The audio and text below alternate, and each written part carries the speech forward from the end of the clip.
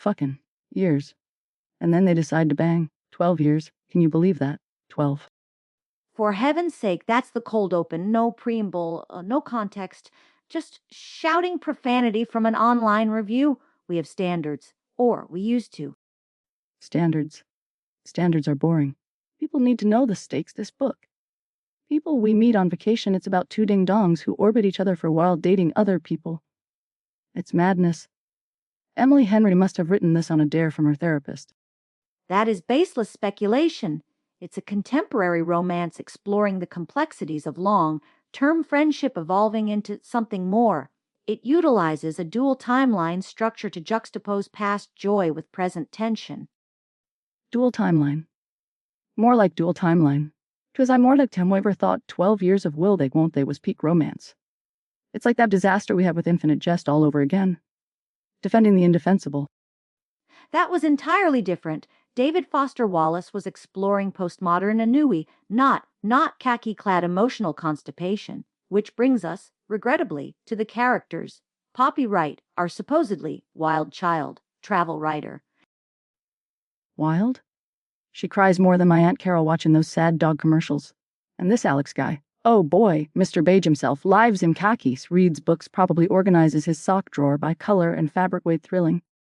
He's presented as a grounding force for Poppy's more chaotic energy, a classic introvert-extrovert pairing. There's a certain quiet appeal. Some readers find him incredibly romantic, buttery, warm, and perfect. One review gushed. Buttery? Was he slathered in parquet? And perfect. Perfect at what? Leading on other women. Because let's not forget Sarah, the maybe fiancée he was planning a life with someone else while supposedly carrying a torch for Poppy. That's not romantic. That's grounds for a restraining order. My neighbor Barry is less indecisive about his lawn gnome placement, and that changes weekly. The narrative suggests Alex felt trapped by expectation and his own reserved nature. He admits needing therapy later on. It's complicated. Complicated? It's simple. He's a coward I could matter. Oh, I need Alex to feel like myself. Honey, that's not friendship, that's codependency. I bet their sex life, when they finally get around to it after 12 geological epochs, is just missionary position while Alex checks his watch. Probably still wearing the khakis. That's wildly inappropriate speculation. The book features what reviewers delicately call an open-door scene, suggesting a degree of passion, though some found it lacking. One charming review simply stated, "Spice scenes. Ah, jag, poop. No." See? Even the smut is boring. Like watching paint dry, but the paint is beige. Khaki beige. So, the big question, is this book actually any good or is it just, and I quote another reviewer, like seeing your preteen cousin tell you about every single inside joke, as you feel your last brain cells suffocate and die? It's divisive. The When Harry Met Sally comparisons are frequent, though I find Nora Ephron's dialogue far superior. The past-present structure works for some, building the history, but others found it tedious, wanting the story to just get on with it. Get on with it? The climax of their big fight, the reason they stopped talking for 2 years, was a kiss. After a decade of simmering tension, a kiss sends them into radio silence. My uncle buried a bigger fight with a squirrel over a bird feeder last week.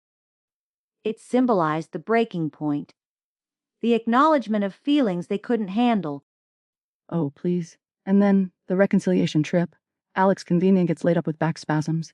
Back spasms. Back spasms. Is that code for I'm too emotionally stunted to function? It's absurd. We got a fake email here from, Lunley and Lansing. Dear Heartbook Radio, Alex sounds dreamy. My husband hasn't had a back spasm in years. Maybe I need a man who wears khakis. See? People are weird. That email is clearly fabricated. However, the book does tap into a certain yearning. The slow burn, the angst. Some readers find it deeply resonant. It captures that feeling of right person, wrong time. Even if stretched to a ludicrous degree, I found myself occasionally moved, despite the problematic elements. Moved? I was moved to throw it across the room?